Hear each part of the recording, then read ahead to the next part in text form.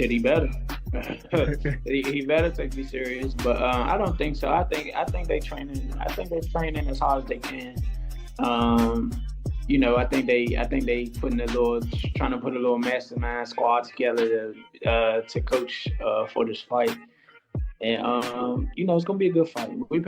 I'm gonna tell you like this: we're preparing for the best Gervonta Davis that's going to be, that everyone's ever seen. That's what we're preparing for. We're not preparing for a guy who might not be focused. We're not preparing for a guy who might be lazy or anything like that. We're preparing for the best version of him. Everything seemed under control until it all spiraled. The rematch between Gervonta "Tank" Davis and Lamont Roach was already one of the most hyped fights of 2025, but what unfolded backstage at the official New York press conference took things to a whole new level. Tank didn't just lose his cool, he nearly lost control entirely. Security jumped in, shouting escalated, and chairs were seconds away from flying. The tension in that room was off the charts. Here's a breakdown of what really happened. So a demon every time. Think about what I've been through, think about what I lost. Go in there and get my man. Your biggest fear is losing. How do you bottle that feeling up right before you step into the ring? It was supposed to be a routine press event. Mics in place, lights ready, media firing questions, a bit of trash talk, and a few face-offs for the cameras. Nothing unusual. But the second Lamont Roach walked into the building, the whole atmosphere shifted. The tension was immediate. The hardest punch I ever faced. No. And I ain't shitting on him or nothing like that. He can punch. But Jonathan Okendo, he's from Puerto Rico. Bro, he got bricks in his hands, bro. I lie to you not. He punch hard. I ain't gonna lie. He a hard hitter. Tank was already inside, posted up with his team, hoodie on, shades over his eyes, body language tense. Then Roach entered, oozing confidence. No smile, no hesitation, just pure focus. It was clear he wasn't there just for promotion. He came to make a statement. On stage, the tension simmered but stayed contained. Tank shot cold glares, while Roach responded to every question like he had something to prove. A few subtle jabs were exchanged, but the real fireworks started once the cameras stopped rolling.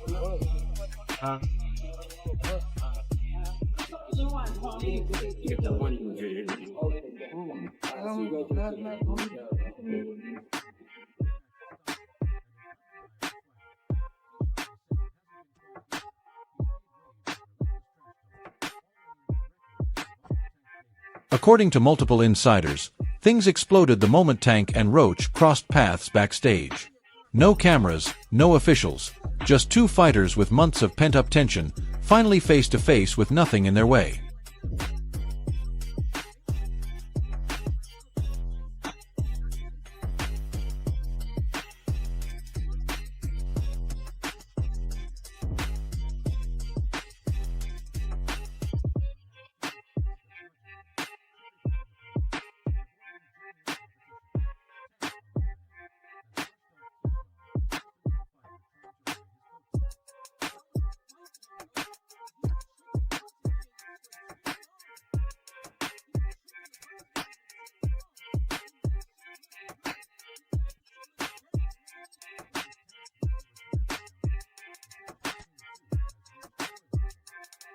Tank stepped forward, chest out, voice rising. He pointed straight at Roach and got in his face. Roach didn't flinch, not for a second. That's when everything erupted.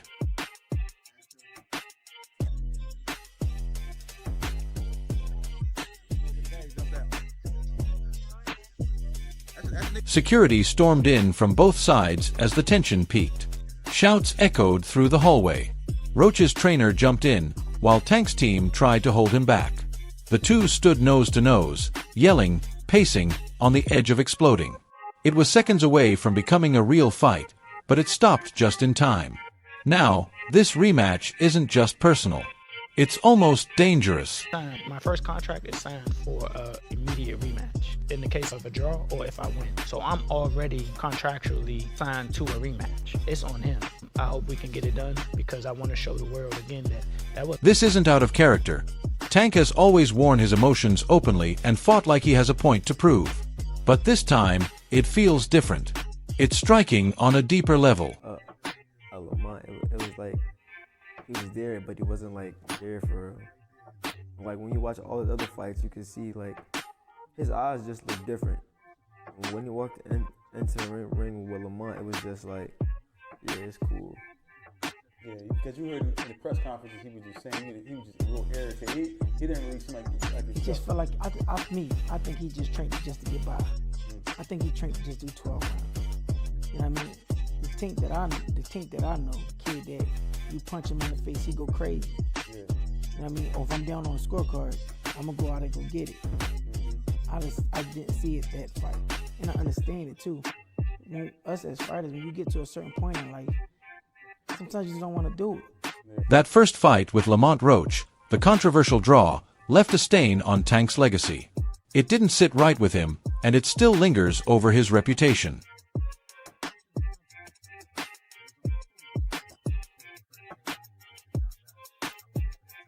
He didn't look dominant or unstoppable. Instead, he appeared human, slower, off his rhythm, and exposed. And Roach, he showed zero fear of Tank's power. How do you assess his power after being in there for 12? He got decent power. He got decent power for sure. I ain't gonna say it's exaggerated. I told you I got a chin. I ain't going like that. It's just not gonna happen. But like I said, I see why he knocked people out, and I think he felt my power too. Like I think that's what negated a lot of his shots. And once I took his best shot, I was like, oh yeah, it's time to roll. Like I said, I knew I had a chin. I mean, I spar guys that were like junior middleweights, like current champions that was at that weight. So I know I can take a punch. He's twitchy in there. Like I do see why he knocked people out. I mean, like being up close and personal. Obviously, I seen it on the TV like that, but I understand why he knocked people out. I'm not gonna tell y'all because y'all gonna tell him. That moment in the 9th round when Roach dropped Tank to one knee, but the referee called it a slip instead of a knockdown, sparked major controversy. Many believe if the call had been correct, Roach might have walked away with the win. I know the got in his eye, but they should have countered it. They would have countered it, it would have went to Lamont Roach. What I didn't like about Tank, he was gassing up Lamont Roach way too much, and he was already talking about like retiring. He was a little distracted, didn't he, in the fight? That wasn't the same Gervonta Davis we're really used to seeing. It just lets you know how corrupt like these governing bodies are, bro. If that dude took a knee, not only did he take a knee, he's like, hold on real quick. Let me get this out of my eye. How is that not a point? Like, you know, funny thing, bro, that's why I cut my braids off. I had braids and I had the same thing. I went through the same when I fought Andre. That was burning my eye, so I cut that off. Tank walked away from that fight still undefeated, but just barely. Roach, meanwhile, became the people's champ. Afterward, he didn't hold back, calling Tank overrated, questioning his focus, and accusing him of dodging the rematch. Tank didn't forget any of it. He just waited for the right moment to erupt, and that moment came backstage. But there's more to the story. Roach has been grinding non-stop. He's sharper, hungrier, and likely in the best shape of his career.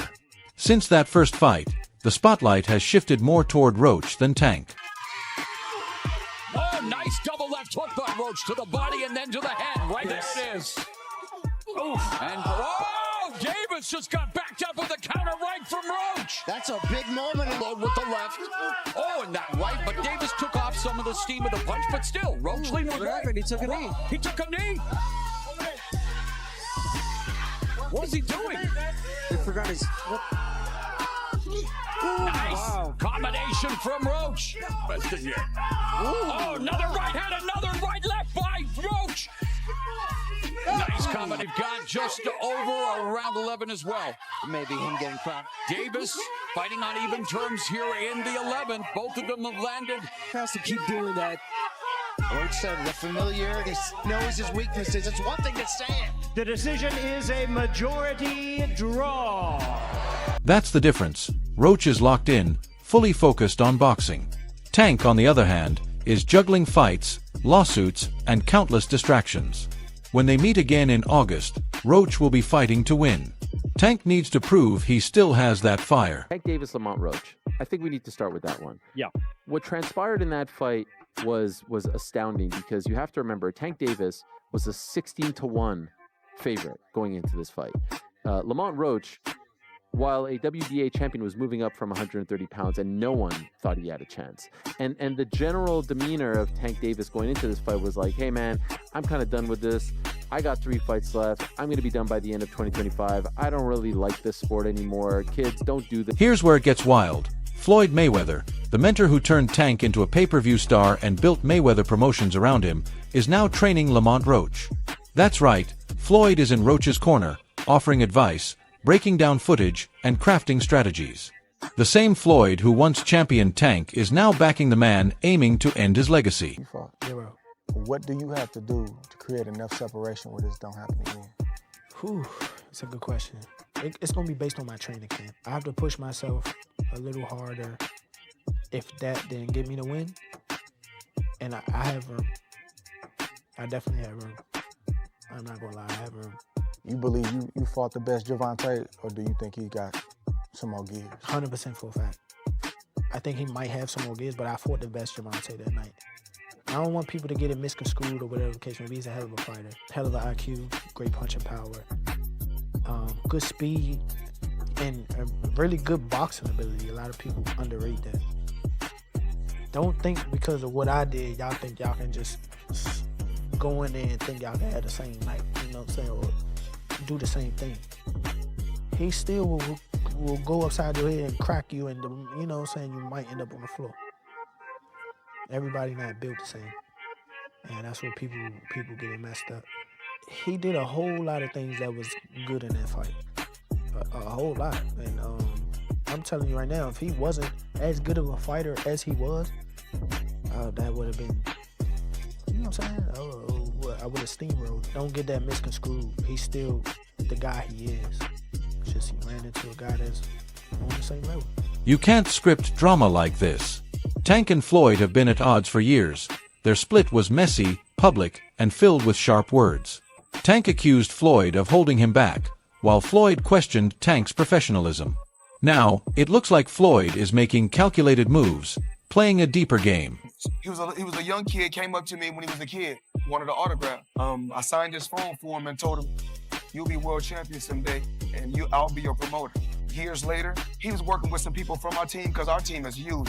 We got guys in D.C., Baltimore, Philly, New York, all around. He won a few fights. I think he was like 8 or 9-0. I told him, in under 24 months, you'll be world champion. Made the right moves, put him in the right position. He's a multi-millionaire now. Absolutely. He was a kid that couldn't even buy a bus ticket. Now he's a multi-millionaire. If Roach beats Tank, especially with Floyd in his corner, it won't just be a win. It'll be checkmate, the passing of the torch, and the ultimate, I told you so. That's the real source of Tank's anger. You off because you was like, I gotta do that. A lot of people don't know that what Floyd do. He said. So you feel like it was a sub, like he was subbing you, like, oh, like he was going at me.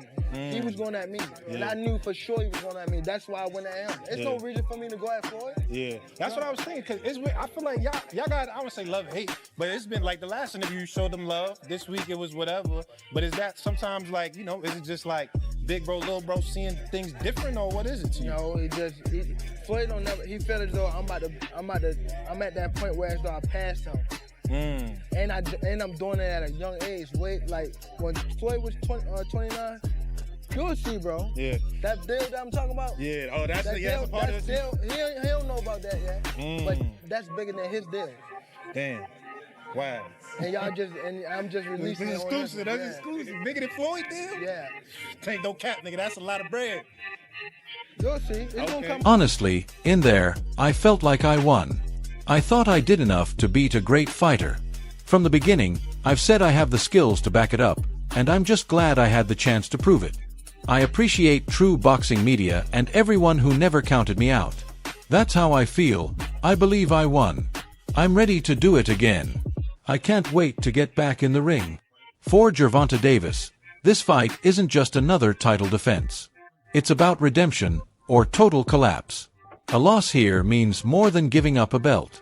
It means losing the aura of invincibility, breaking the Tank myth. It threatens future mega fights and rattles his entire legacy. In there, man, I thought I won. I thought I did enough to get the victory over a spectacular fighter. I told y'all from the beginning, man, that I got the skills to pay the bills. I've been telling y'all that. And I'm just glad I got to show it, honestly. I'm glad I got to show it. I appreciate, like I said before, I appreciate true boxing media. Some guys that didn't count me out. So that's just how I feel, man. I think I won. And, I can't wait to do it again. I can't wait to dance again. But if Tank wins, clean and decisive, he'll silence the critics, leave Roach in the rearview, reclaim his throne, and reignite the buzz. The problem is, Roach has no intention of losing. He knows how close that first fight was, feels the momentum from the fans, and has been dissecting Tank's moves, footwork, and flaws. And with Floyd in his corner, this isn't just a rematch. It's a potential power shift waiting to happen. Bad dude. See, what I like about Tank is Tank brings something different. Back in the days, everybody had something. Muhammad Ali was a mover boxer, George was a puncher, Ernest Shaver was a puncher.